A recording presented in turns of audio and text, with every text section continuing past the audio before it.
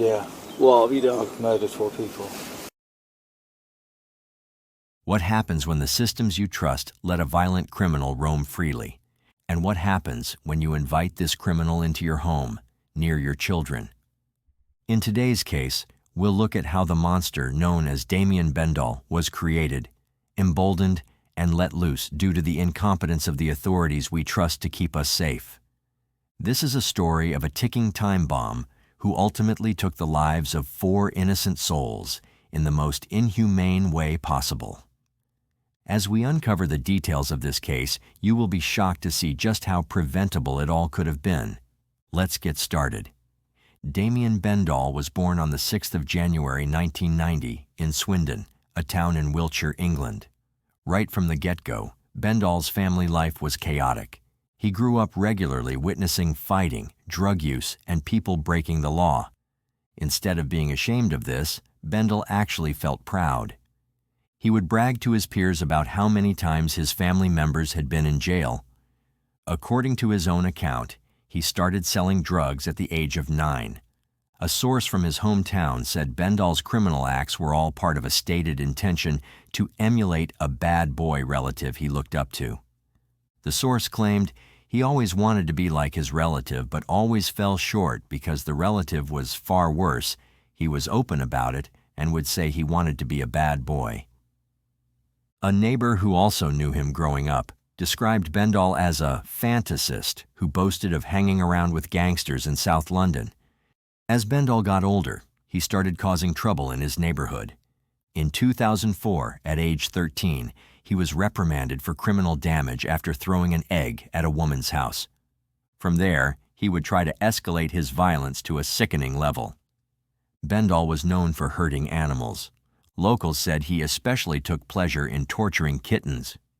Research has consistently reported childhood cruelty to animals as the first warning sign of later delinquency, violence, and criminal behavior. In fact, nearly all violent crime perpetrators have a history of animal cruelty in their profiles. It's definitely a red flag to look out for. Not only that, but Bendall would viciously attack the racial minorities in his community. He claimed he was a high-ranking member of a white supremacist group called the Aryan Brotherhood. According to him, he had carried out several hate crimes for which he was never convicted. He reported having 2 Nazi-inspired tattoos as well. But the issue here is that there is no evidence he has ever been a part of this group. His probation officers would even go on to mention that he had a habit of telling people grandiose stories about himself. This habitual pathological lying is another major red flag from Bendall's early life. Another big problem in Bendall's life was drugs. He started using cocaine and heroin when he was a teenager, which gave him the push to start committing crimes for the money to afford his habit. On April 20th, 2010, the police found cocaine on him and gave him a warning. But this didn't stop him. Just a few weeks later, on June 3, 2010, Bendall attacked an Asian man who was walking alone on the street. When the man tried to defend himself, Bendall mercilessly beat him up and stole his things. According to a report, this beating had left the man unconscious. The level of force he used was described as excessive and beyond what was needed to simply rob him. Bendall was just enjoying being extremely violent. The victim remembered Bendall saying racist things while hitting him over and over again before he passed out. Bendall was arrested, and on June 30th, 2011, he was sent to prison for 3 years. Unsurprisingly, this wouldn't be the last time Bendall ends up behind bars. After getting out of prison in August 2012, Bendall seemed to stay out of trouble with the police for a while. But this doesn't mean he had changed for good. We now know that during this time he had started abusing a woman. During their time together, she was too afraid to tell anyone about what she was suffering because she thought Bendall might kill her if he found out. But he couldn't stay out of trouble for long. On June 7, 2015, he went into a news shop in Swindon run by a 62-year-old man named Narendra Patel. Narendra remembered Bendall acting strange, walking back and forth in the shop and looking out the window a lot. Bendall made some phone calls and bought some cold drinks. Suddenly, he flashed a 6-inch knife at the counter and demanded the victim give him money and cigarettes. Fortunately, Narendra had a golf club behind the counter for protection, and he tried to hit Bendall with it. But Bendall ducked and then ran away. The police started looking for Bendall, but he turned himself in before they could catch him. On August 21, 2015, he was sent to prison again for 3 more years. While in prison, Bendall's violent behavior got even worse. In early 2016, his request to move to a different prison was rejected. This made him so angry that for months he planned how to get back at the prison staff. On May 10, 2016, he attacked a prison officer so badly that he was knocked out and had to have surgery. 2 other officers who tried to help were also hurt by Bendall's uncontrollable fury. While he was in prison, his ex-partner told the probation service about how dangerous he was. She made a request for him to be prevented from contacting her and asked to know his release date and whether she could obtain a restraining order. 2 days after this, her new partner also contacted probation services and said that more should be done to protect her. The victim was terrorized by the thought that he would come after her when he got out. Bendall was let out of prison on October 31, 2018. But he behaved poorly and didn't follow the terms of his release. He drank alcohol on the approved premises where he was staying, missed curfew, and didn't do what he was told. So, on November 28, 2018, he was sent back to prison. He stayed there until August 9, 2019, when he was released again without probation supervision. During this time, he hinted to his probation officer that he met a woman he wanted to live with at the end of his sentence. The worst was yet to come. After Bendall got out of prison again, his deviance only grew worse.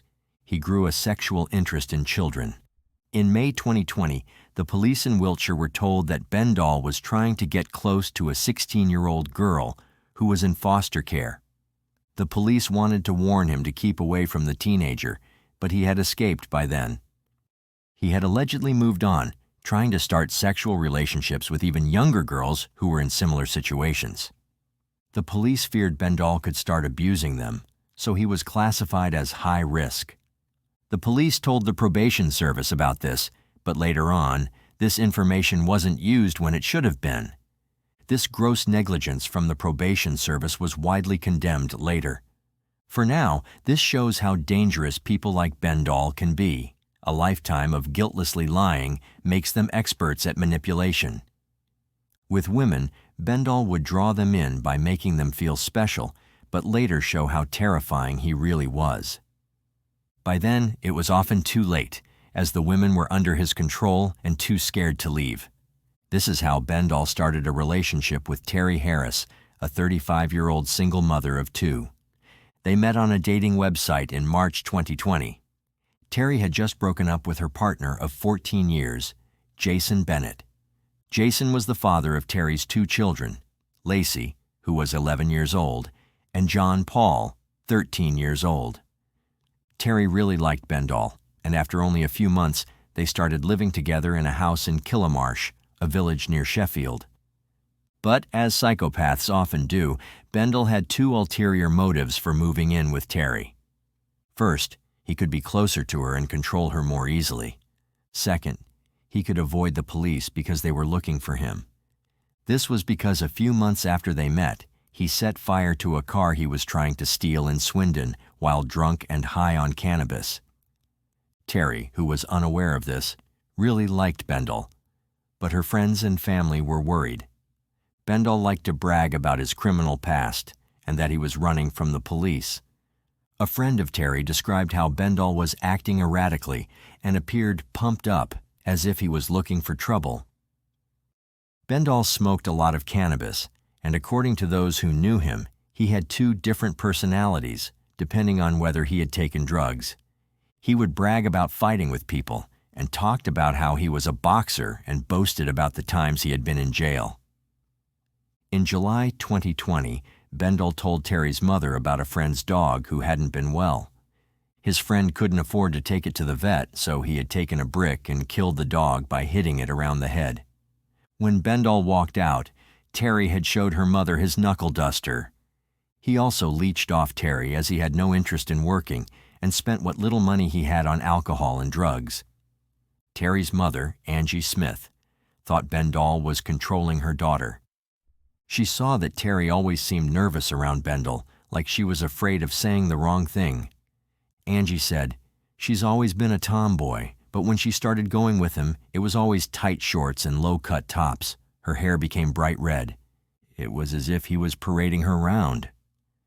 Bendall was also stopping Terry from seeing her mom and friends. Angie begged Terry to leave Bendall, but she was in love with him. Terry got pregnant early in the relationship and was very happy about it. But the idea of becoming a father didn't make Bendall's behavior any better. Instead, his behavior grew worse and more abusive. He became very jealous and baselessly accused Terry of cheating on him constantly. Bendall was so irrationally angry that even neighbors could hear his shouting and abuse. Unable to take this awful treatment any longer, Terry began her first steps to get away from Bendall. That's when the situation reached its worst point. In May 2021, the police finally caught up with Bendall. They arrested him for the arson he had committed the year before, and he was taken to court. On the 9th of June, 2021, Bendall was given a suspended prison sentence and a curfew. This meant he didn't have to go to prison right away, but he had to follow certain rules. Shockingly, this abusive man was allowed to go back and live with Terry and her children. Just 3 months later, one of the most horrific crimes in Britain took place. This was a deeply concerning and appalling case. We found that at every stage of Damien Bendall's supervision by the probation service, from his initial court report to his supervision in the community, the quality of that work was wholly inadequate and far below what was required and what the public have every right to expect, I think. We found both failings amongst individual practice by probation staff and by their line managers, but they reflected a broader issue in the probation service, that they are struggling to properly assess and manage the risks of harm that people on probation may present to the public and to children and to potential partners. Late in the evening of September 18, 2021, Bendall was in the house with Terry and her 2 children, John Paul and Lacey. The children were getting ready for bed. Sadly, there was another child there too. Lacey's best friend, 11-year-old Connie Gent, who had come over for a sleepover. Bendall later said he had been using cocaine for 3 days by this point and was looking to buy more cocaine. We don't know the exact events that led to this, but Bendall took a claw hammer and attacked all 4 people in the house. He brutally hit each person in the head several times with such violence and ferocity that their skulls were smashed in. Each person died in a different room, which shows that when the attack started, everyone ran to try to save themselves. Bendall went from room to room looking for them. There was blood all over the house. What Bendall did next is almost too horrible to believe. After beating 11-year-old Lacey until she was almost dead, he took her into the bedroom where her pregnant mother's body was and molested her. The doctor who examined the bodies later said that Lacey was assaulted after she'd been attacked and while she was dying from her terrible head injuries. After he was done, he applied pressure on her neck to kill her. The last moments of her young life were spent in unbearable agony. After this, Bendall sat with the bodies for several hours. He didn't try to clean up the house at all, but he did change his clothes multiple times. Later, he was seen on camera carrying a bag with John Paul's Xbox game console in it. He took a taxi and traded this game console for cocaine. He was also seen going into a corner shop, where he didn't look upset or worried at all. Remember, this is a man who had just killed 4 people. Their bodies were still lying where he had left them. On his way back, he had told a taxi driver he had been chilling with the family. This is a level of psychopathy that can leave one speechless in horror. About 12 hours after the murders, Bendall finally called the police. He did this so he could tell his version of the story first and try to control the narrative. Basically, I need the police and the ambulance and that because I've killed 4 people. Okay, just hold the line. Bendall also made a weak attempt to self-harm by stabbing himself. He tried to make it look like he was so upset by what he'd done that he tried to end his own life, but it only left superficial stab wounds on his chest and abdomen. I don't know what happened. Alright, come to me. Mate, have you got anything on you that you shouldn't have? No, there's no weapons or nothing. Right. Do you just want to undo your coat? Have you armed yourself? Yeah. He was calm and totally relaxed during the questioning. Anyone else? Yeah. What have you done? I've murdered 4 people.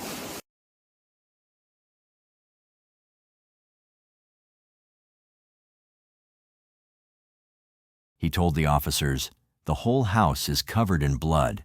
I used a hammer. I didn't realize what I'd done. I've murdered 4 people. I don't know why. I blacked out. It was as if I was outside my body." He also made sure to tell them that he'd been using a lot of drugs for the past few days and was so high that he couldn't remember anything. But even while trying to make excuses, this cruel and evil man couldn't help but brag about what he'd done. He said to the officers, "I bet you don't get 4 murders in Killamarsh, do you?" After his arrest, Bendel was charged with 4 counts of murder and 1 count of rape. He tried several tactics to avoid the full consequences of his actions. First, he claimed he was so high on drugs that he couldn't remember killing anyone. He also refused to admit that he had assaulted Lacey. This was probably because he knew how child sex offenders are treated in prison. Bendel offered to plead guilty to manslaughter. This would mean admitting he killed all 4 victims, but saying he didn't plan to do it. The court rejected this offer. It was easy to prove that Bendel was lying. He said he couldn't remember the killings, but he was able to take the game console, go into town, and buy drugs. He also waited many hours before calling for help. When the police arrived, he was calm and detached, acting like he had done something minor. On December 21st, 2021, at Derby Crown Court, Bendel knew he couldn't keep lying. He pleaded guilty to 4 counts of murder and 1 count of rape. That same afternoon, he stood before Mr. Justice Sweeney KC to be sentenced. In a last attempt to get sympathy, Bendel's lawyer said that Bendel was now sorry for what he had done. The judge didn't believe this. In his sentencing remarks, the judge said the murders were brutal, vicious, and cruel. He pointed out that Bendel had killed defenseless children and a woman he claimed to have loved, who was pregnant with his child. Then the judge gave Bendel his sentence. For the murder and rape of 11-year-old Lacey, and for the murders of 13-year-old John Paul, 11-year-old Connie, and 35-year-old Terry, Bendel was given a whole life order. This means he will never be released from prison. Unfortunately, the probation officer who wrote Bendel's report didn't do their job properly. They only listened to what Bendel said, even though Bendel was good at manipulating people and was very dangerous. Instead of checking with anyone else or looking at Bendel's long history of crimes, the officers simply believed his lies. If they had done their due diligence, they would have seen how violent he had been, both in and out of prison. They would have seen warnings about how he treated his partners and that people were worried he might hurt children. Because they didn't do this, they told the court that they thought Bendel wasn't likely to seriously hurt partners or children. They also said Bendel shouldn't go to prison. Instead, they suggested he should have to stay at home with Terry during certain hours, usually at night. He would wear an ankle bracelet to make sure he followed this rule. In a scathing indictment of the state of the service, Peter Neato, the senior coroner for Derby and Derbyshire, said the victims had been failed by overworked, stressed, and inexperienced probation officers. Bendel's case was managed by 2 trainee probation officers with just months of experience between them, and who did not have the experience, qualifications, or training to manage the case, while managers failed to properly supervise. Recording his conclusion for all 4 inquests after hearing 2 weeks of evidence, Mr. Nieto said they were unlawfully killed, but their deaths were contributed to by acts or omissions by the designated state agency for offending management in the course of Damien Bendel's offender supervision and management. The probation service accepted a staggering 51 separate failings at the inquests, held at Chesterfield Coroner's Court, and accepted a catalog of missed opportunities and lack of scrutiny concerning Bendall's supervision going back several years. A review found failings at every stage. We'll never know what would have happened if the report had been different. The judge might still have decided not to send Bendall to prison. But the information given to the judge was so wrong that it was careless and dangerous. Angie Smith, Terry's mother, spoke about her overwhelming grief. She lost not only her daughter, her only child, but also her grandchildren. Angie talks about how precious her daughter and grandchildren were to her, and how she would give anything to spend just one more moment with them. Jason Bennett, the father of John Paul and Lacey, said that the murder of his 2 children has destroyed his life. He feels that life now seems pointless, and it's painful to think about the future. He sometimes gets distracted by thoughts of how his children died, reliving the trauma in his mind. Charlie Gent, Connie's father, spoke just 9 days after his daughter was murdered. He described Connie as his best friend, someone who could always make him smile.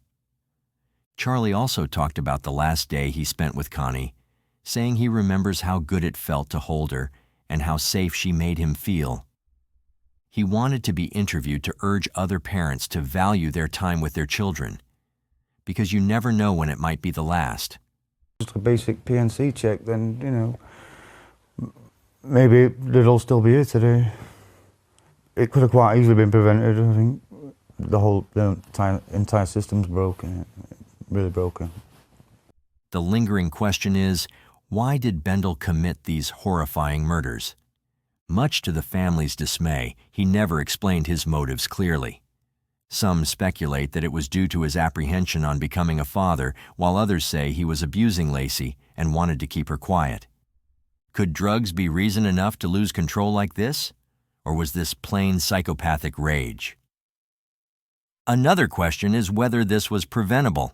Could a proper intervention from authorities have potentially saved their lives? What else can be done to reform the system?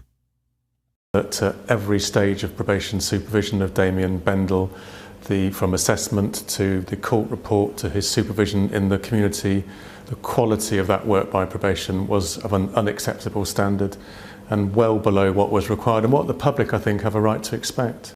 Share your thoughts in the comments below. If you want more videos like this, please be sure to like the video, subscribe, and hit the notification bell so you don't miss out on more true crime videos. See you in the next one.